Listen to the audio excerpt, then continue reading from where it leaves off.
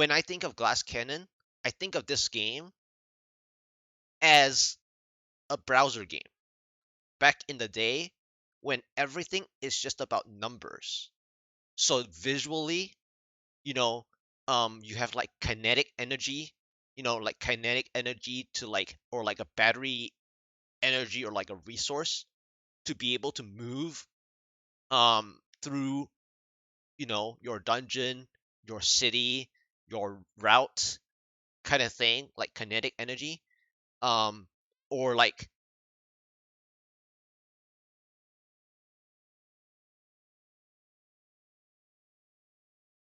no, not necessarily, because uh people are playing it only for gold wrap, and I've mentioned thousands of times I don't like gold wrap, and people use it as like the number one determinant.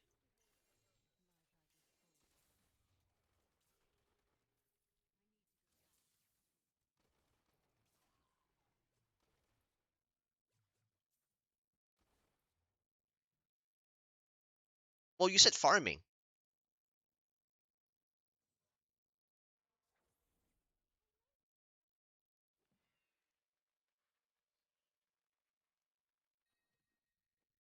Of course of course you're stretching it all the way to graders, but it's two different things entirely. And people choose to be glass cannon. So for example, season 23, when they came out with the follower, right? When they came out with the follower of that cheat death passive, it's not just the equipping of equipments, right? And that allowed people to get even more glass cannon.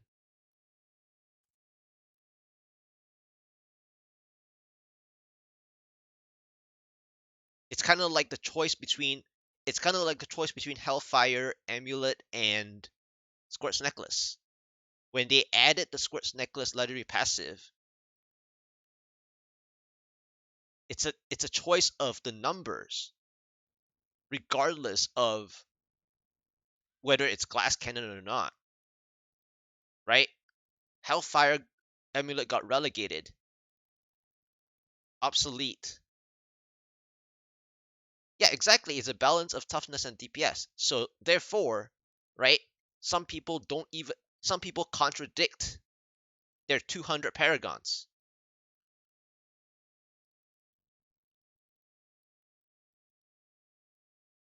Some people contradict this 200 paragons. They don't they they they give like certain people give advice to this and certain people don't, because at the end of the day when you get more and more paragons, it's just going to be all main stat because that's all power.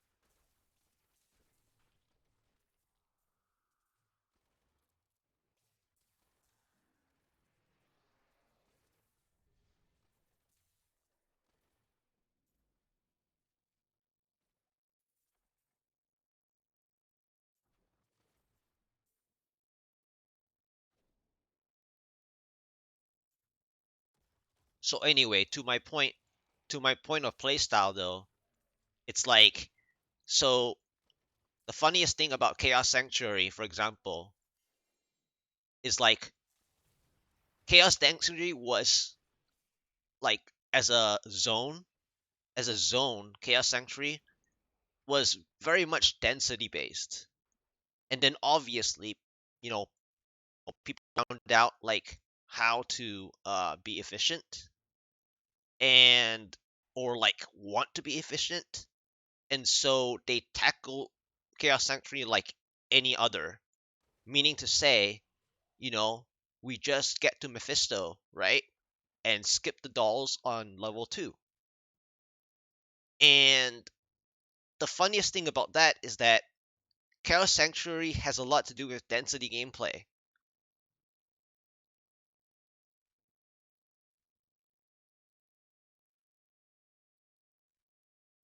And when um when uh let's say for example Harbinger mentioned, you know, practicing the Z bar, right?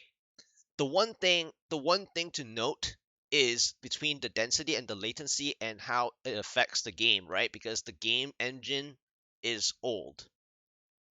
But at the same time, when you're practicing density or practicing how to be better, it doesn't have to be just the barb necessarily, but across more classes and more builds.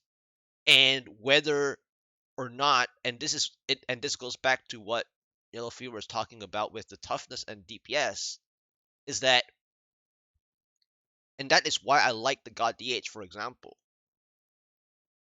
because it uses Elusive Ring for the damage reduction, which is basically Band of Might in terms of talking about, you know, comparative rings to a certain extent. But of course, Band of Might is 80%, whereas Elusive Ring is only 60%, right? Now, in terms of God DH playstyle, you know, especially season 22, it revealed a lot about what the God DH can actually handle. So when we're talking about practicing a class, you have to practice, let's say, the density and the latency and against the game engine. And so, for example, uh, multiple seasons, I've fought on the God DH 4 to 6 elites at a time when I use Elusive Ring. And that is, you know, making use of the item, regardless of what my damage output is, because I'm testing the limits of Elusive Ring while killing. So of course the gear has to be perfect. Now that's like hero editor if we're talking about perfection. But with the current state of your gear, can you do 4 to 6 elite packs with Elusive Ring? And the answer is yes. So that is practicing, right? Because you need to understand between the density and the latency for each combination of classes. So that's what I was referring to.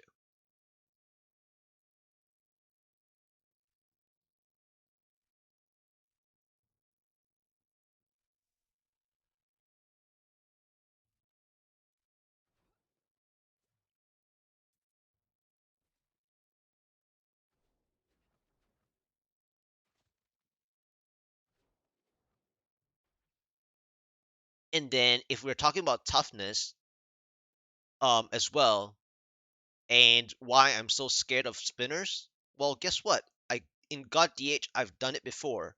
It was missile dampening back when that one. It was a missile dampening spinner boss. I actually played a GR 134. It was either 133 or 134. Okay, I'm not gonna memorize it all, but it was a GR 133 134 push. Okay, I know it's still lower than 140 or not 150, but in any case, spinner doesn't really matter what your GR tier is. Okay, I mean, if you kill them first, of course it matters. But let's say you don't, right? Let's say you don't. So in season, what was it? 22, right? Basically pulled that spinner boss with the missile dampening, and I tried to test myself to not get procced by it while pulling it and damaging it at the same time. So that's the kind of like practicing in terms of me saying that, oh, I usually dodge spinners. Well, that particular part, I've challenged to not get proc before, and I've utilized an elite affix the way that it's not necessarily you know abusing it. It's more strategic. It's kind of like teleporter. If you know that a monster is teleporting, then you can stand twice the distance away, more or less, and let him teleport to you while pushing, while doing your stuff. It's one less duty, right? Because of an elite affix, it's one less duty. If the monster type is a ghost, now we have to adjust whether it's an annoying ghost or a useful ghost, right? An annoying ghost means that usually it's like a Waller ghost, and if your build has an issue with Waller, then you either need to hope that you kill it first or not pull it at all. But if it is something that over time you're gonna kill it anyway, a ghost is like an easy follower, right? So that is the kind of like practicing, regardless of what class you are. You just have to like recognize based on elite affixes. So that is the practice of density cluster. And then we have the yellow elites, right? The yellow elites of minions. There are like certain different minions, and even earlier this morning, or was it yesterday? Um, I had minions of fire shamans, and minions of fire shamans are annoying as well. And then we have at the shock tower map, I think it was yesterday when I did the god DH pushes, I was wasting my time on the first attempt of the GR127 at the shock tower door because there were three ghosts that flew straight at me before I even made my first turn or the first bigger platform. And I decided to try to take out those ghost minions because they're gonna, well, first of all, they didn't really do much spawning of stuff. But if they did while I'm fighting other things, it's going to add into the damage toughness that I don't have. Because ghosts are painful. If you test Ghostly Trio, the phantoms when pushing phantoms, right? Or even, hey, woof, woof, uh, woofe? Woofe? I was trying to remember. Thank you for the follow, by the way. So it's like those minions of ghosts, you have to decide whether you want to take them out.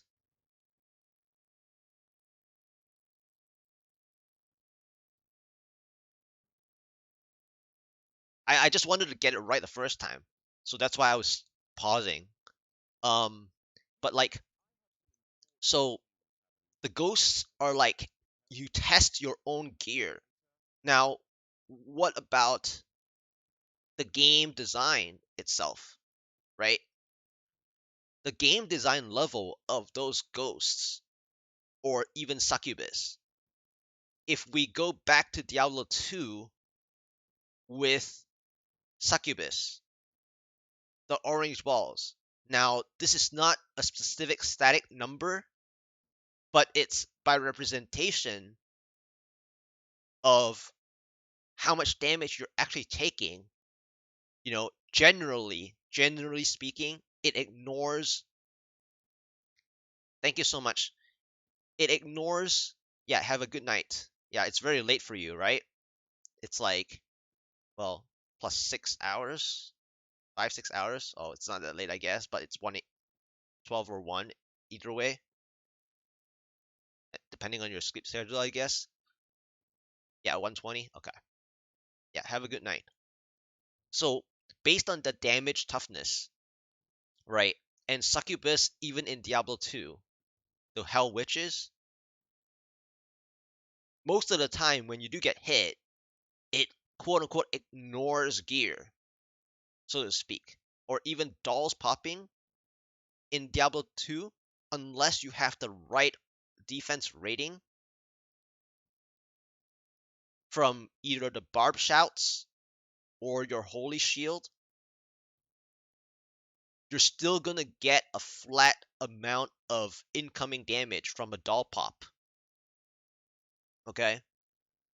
And so you can't really gear specifically for toughness in those situations by game design, which ghosts or phantoms is one of them. Whereas, for example, what about souls, right? There's a fine line between your faster cast rate in Diablo 2 for a build versus you want to purposely not use Thunder God's Vigor. And also, the baseline of defense in Diablo 2 for Hell mode is to get your fire and lightning defenses first. So fire and lightning resistances, you hope to get 75, right? And so when you do get to 75 and you use Thunder God's Vigor, well, now you are pretty much almost ready to fight souls. Except Conviction Aura, right? That pulls you below the, the 75. If let's say you did get just 75, meaning you get the bare minimum of 75, right? And so they can get past it after Conviction Aura. So then your defenses are down. But people choose to play Arachnid's belt because it's faster cast rate. But the whole idea is based on toughness or defenses or gearing, is that people choose to be glass cannon. There is a way. Now, if we're talking about BM, right? T Gods is a BM to PvP, but we're on PvE. Why do people treat the belt in such a bad manner for PvEing? And if you're at the end game, if you're at the so-called end game gearing, right? Your defenses can only get so far, which brings us back to the Unity. So I get it if you use Unity for the very end game where you don't have any more damage reduction that you can do because all your gear is, you know, used upon damage oriented because you need that. So then the Unity, if a build allows it, then Unity is your last damage reduction resort, right? So your baseline gearing has a lot to do with what you can handle. But then what do people do? Well, time is money, right?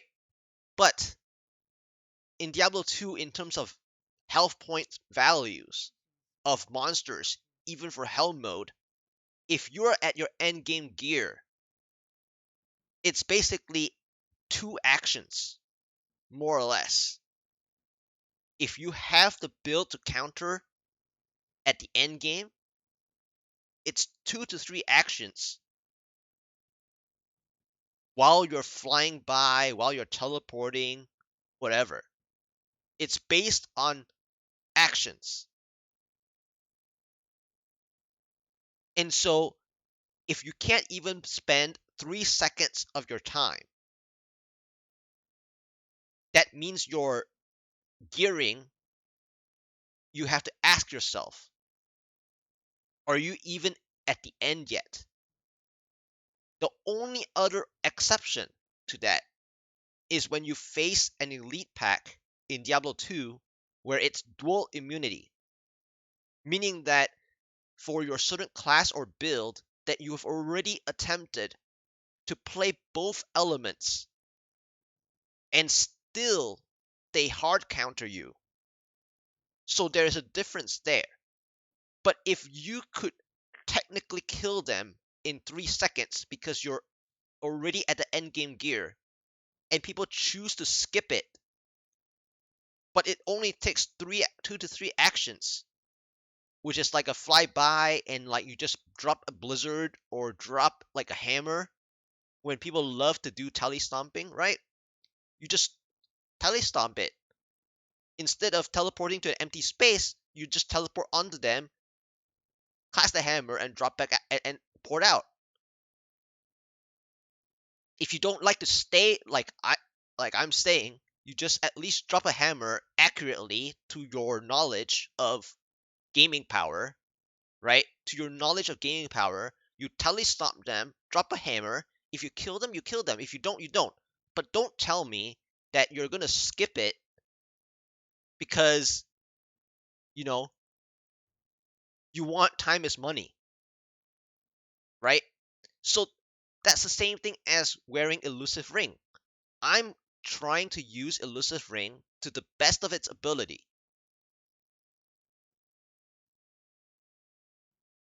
And then I also test myself. Am I tackling certain elite affixes as best I can? Now, with the exception of mixing elite affixes, right? So for example, Waller and Arcane, at some point, while I say, oh, let's just say I'm really good at dodging arcane beams or dodging arcane beams is easy, but if you mix Waller and Arcane together, it doesn't work, right?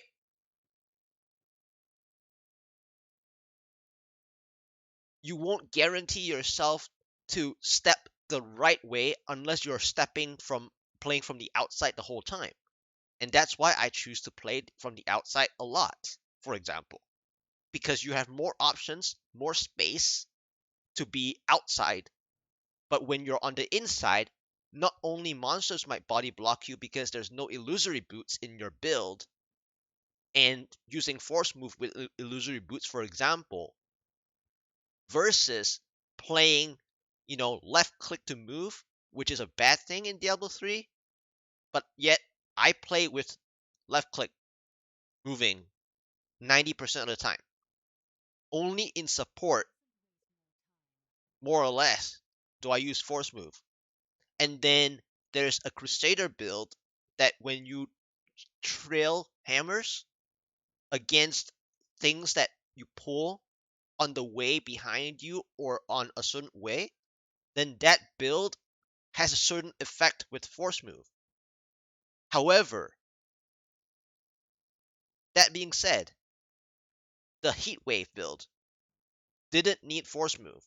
You could actually left click in a separate direction and you still spam heat wave likewise. Okay? So there there was no need of it versus the actuality of force move. So based on that too, force moving is also part of your toughness because it's a choice that is made positive by more and more individuals, right? So force move is technically your one of your safeguards.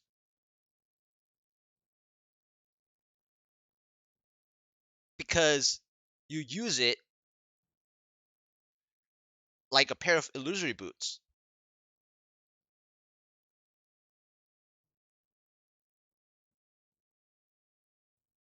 And we're talking about body blocking in terms of how many monsters you have while dealing with the mix of affixes to be able to dodge arcane beams while having wallers.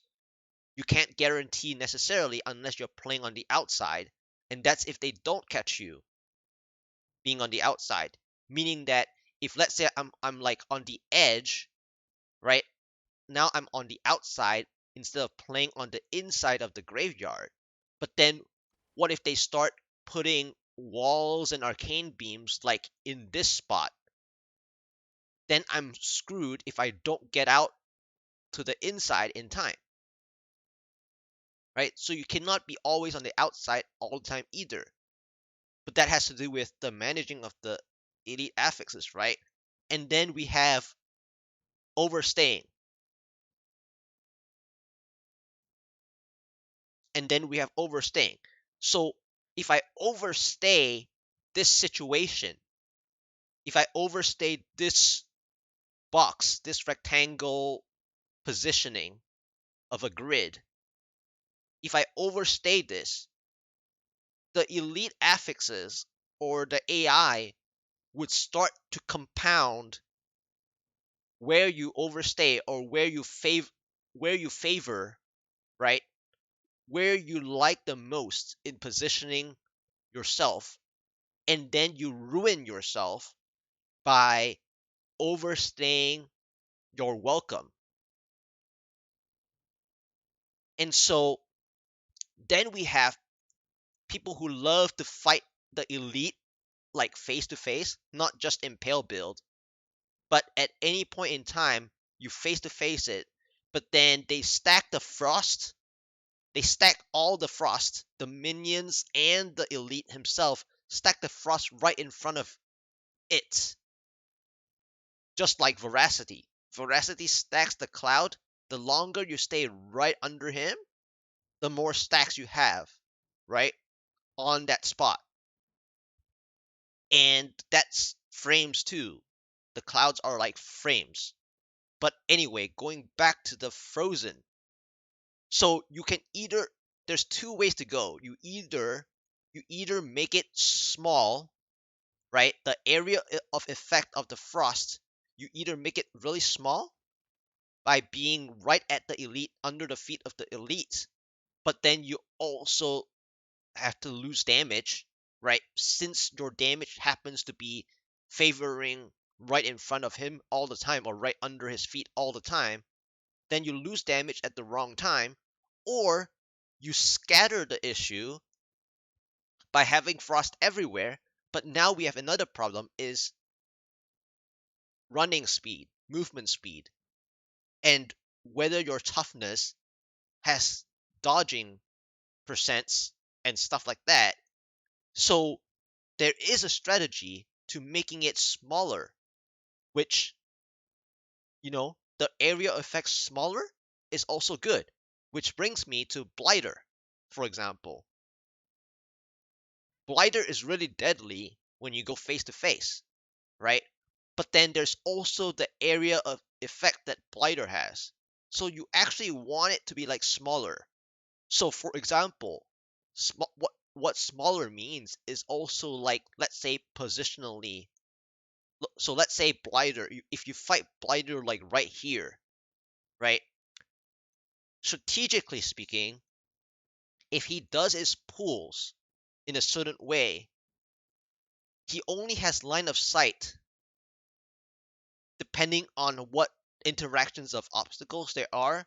There is a way to line of sight his pulls so that it doesn't make a massive screen. But if you're fighting him in the open, right? If you're fighting him like, well, let's just use this part like right here. If you fight him in the open, so let's say he's standing right here and you start running 360 around him so that you don't face him necessarily all the time and try to juke him on directional facing. But then what you have is he'll drop his hands, and then you'll see one pull there of his hands, one pull here on his hands, one pull here on his hands, one pull here on his hands, one pull here on his hands. So now he has a fan of, what is this? Like almost 210 degrees or something of effect. Instead, what if this pillar thing is a line of sight? So what happens? He was standing right here, right? So instead, if let's say this pillar actually worked, then you reduce his vision, right? And so once he drops his finger, you can you can move like this instead of trying to spin around him all the time in a bigger room, because to you want to match up with what you were saying or what people are saying, to reduce the frost being the frozen patches to being too open, because when your frost patches are way too open, then you caused a big issue just like blighter, right? So there's a difference, and that's a semi contradiction that people have, is that now they're making a mess out of a bigger room, which is what they didn't do with Frozen. The strategy of Frozen could have been, you know, if all the frost is under the feet, all I have to do is move away several steps, right? And that is the strategy. Well, the semi contradiction is when they fight Blighter, you know, they may not necessarily have the time to think about that, but yet they focus so hard on acknowledging what they were doing with the Frozen Elite Affix.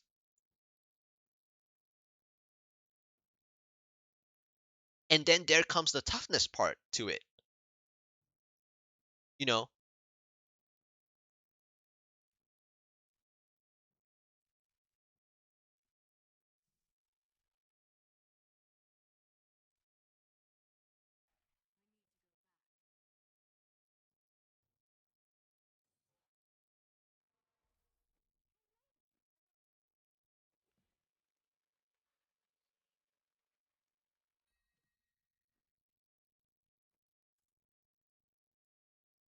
Huh, natural ancient.